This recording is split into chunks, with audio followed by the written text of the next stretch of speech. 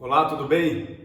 Que bom a gente estar juntos aqui e esse vídeo a gente tem o prazer de sempre estar compartilhando daquilo que a gente pode entender do nosso dia a dia, mas é claro, nosso foco aqui é sempre estar trazendo relacionado àquilo que a Bíblia, que é a palavra de Deus, possa nos oferecer de entendimento.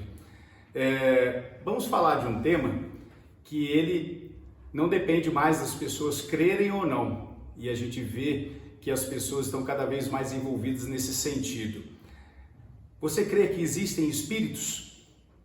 Os espíritos estão por aí em todo lugar?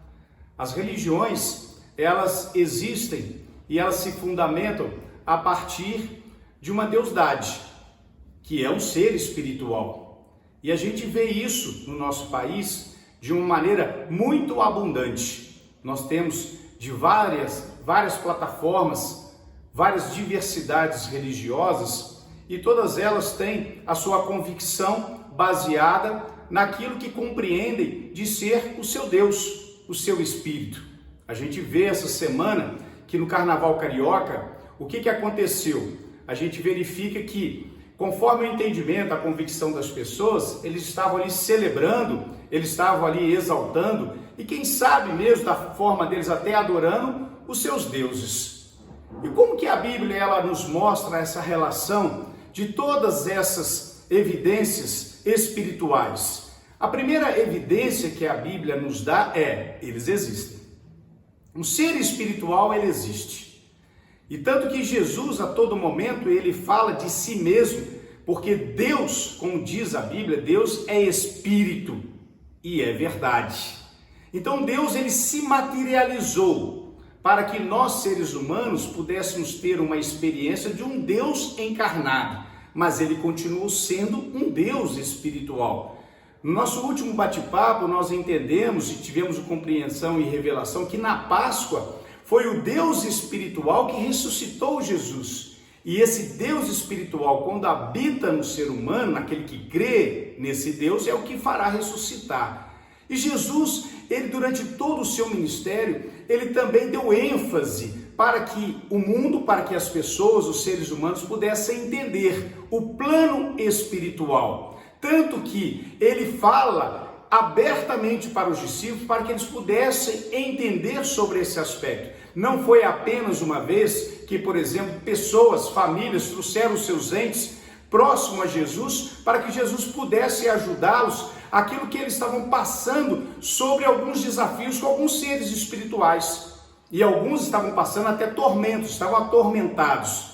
E muitos deles, como ocasião que uma vez uma família chegou para Jesus, cobrando de Jesus, e falou assim: olha, os seus discípulos não conseguiram trazer um alívio para o nosso ente, porque o espírito ou os espíritos que estavam os incomodando ali com eles, não conseguiram sair deles porque eles estavam ali e não tiveram o poder, a capacidade para atuar, os seus discípulos, Jesus. E Jesus fala para os discípulos, fala para eles, fala assim: ô geração incrédula, até quando eu vou estar no meio de vós? Então Jesus, nesse momento, ele está nos dando um entendimento. Olha, uma visão espiritual é uma visão que envolve crer. Porque senão, se não cremos, nós somos materiais. Mas quando nós, independente da religiosidade, se alguém crer numa expressão ou num ser espiritual, ele sabe que existe ali uma existência. Então Jesus falou para os seus discípulos: olha, há momentos que somente com muito jejum, com muita oração, é que você realmente vai poder tirar de uma pessoa aquilo que lhe atormenta. E será que todos os espíritos atormentam? Será que todos os espíritos estão ali para atormentar? João escreve uma carta à igreja, a primeira epístola que está na Bíblia, no Novo Testamento.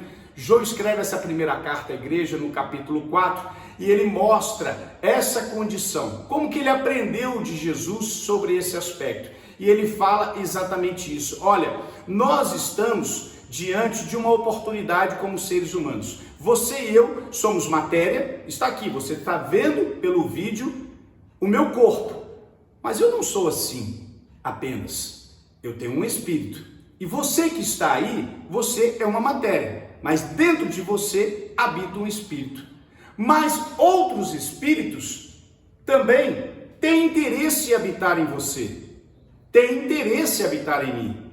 O próprio Espírito de Deus também tem esse interesse. Tanto que Jesus, ele fala, João quando escreve Apocalipse, ele fala o seguinte, Jesus dizendo, olha, eis que estou à porta e bato. Se alguém ouvir a minha voz e abrir a porta do seu coração, eu entrarei e cearei com ele e ele comigo. Jesus também quer habitar em você. Deus quer habitar em você e quer habitar em mim, mas outros espíritos também querem.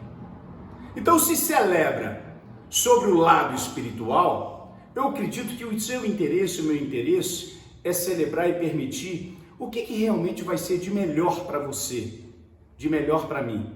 O que de melhor pode habitar dentro do seu corpo como ser espiritual e dentro de mim? E aí que a Bíblia nos propõe. Você quer entender o que é o Espírito do Deus vivo na Bíblia? Ou entender qual é o interesse dos outros espíritos? E aí vem o grande poder de Deus e a misericórdia que há no nome de Jesus. Deus, ele habitou na forma humana para mostrar que, pelo amor, pela graça, pela misericórdia, ele não veio aqui para tentar tirar de você, para colocar você em qualquer situação de escravidão ou qualquer situação de dependência. Pelo contrário, o Espírito de Deus, ele veio nos libertar das cadeias. E a maior cadeia que nós estamos aprisionados é a morte. E ele veio para nos dar um espírito de vida, que é o próprio Espírito dele, que é o que ressuscitou Jesus. Agora, qual outro espírito que dá essa ênfase para você e para mim? Quais são os espíritos que estão evocados, que estão sendo transmitidos, que estão sendo apresentados, que estão sendo festejados nas festas carnavalescas? Qual espírito desse tem trazido para alguém aquilo que vai trazer para ela uma palavra, um alívio por toda a eternidade, de vida, de vida? Mas Jesus fala isso para que os discípulos possam entender. Cuidado por aqueles que se apresentam falando que são de mim, que vieram de mim. Deus não manda outro espírito para vir. O Deus verdadeiro, ele vai pelo próprio Espírito. Deus não manda nem os anjos, nem os arcanjos, nem os querubins, que são seres espirituais que estão no céu, para poder interagir individualmente com você e eu. Tanto que Jesus fala, revelando na Bíblia, que fala, o Espírito do Senhor habita ao redor daquele que o ama, daquele que o teme. O próprio Espírito de Deus. E quando Deus vem interagir na intimidade com algum ser humano, é ele, o próprio Espírito de Deus. Então ele não delegou autoridade a nenhum outro espírito para falar em nome dele, ou estar por ele. Que é um exemplo maior disso. Há um momento que Jesus fala para os discípulos, pouco antes da sua crucificação, ele faz a narrativa e pergunta para os discípulos assim, quem são as pessoas, o que dizem de mim? E aí cada um foi falando alguma coisa do que eles ouviam de Jesus. Falam que você é o profeta, fala que você é isso ou aquilo. E aí Jesus pergunta para eles, e vocês? Quem sou eu para vocês? Aí Pedro se levanta e vai para diante de Jesus e fala na frente de todos os outros assim, tu és o Deus vivo, tu és o Deus vivo. E aí o que Jesus fala para Pedro? Simão Barjonas, não é você que está falando isso não, é o meu Espírito que habita em você que está revelando isso e mostra o valor disso. E aí Jesus continua o diálogo com eles. E vai falando, falou, olha, então deixa eu preparar vocês, vai acontecer isso, eu vou ser preso, eu vou ser torturado, eu vou ser morto. Mas não, fiquem entristecidos. E começa a narrativa, e na mesma hora, quem se levanta de novo? Isso, Pedro.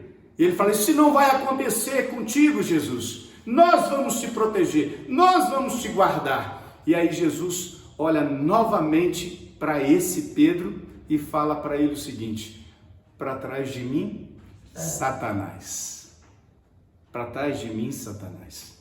Existe barreira em você e eu para o trâmite de algum espírito em nós? Não existe barreira, mas existe o poder de Deus para que nós possamos fazer uma escolha. Escolha esse que é o único espírito que quer habitar em você e eu, o Espírito de Deus.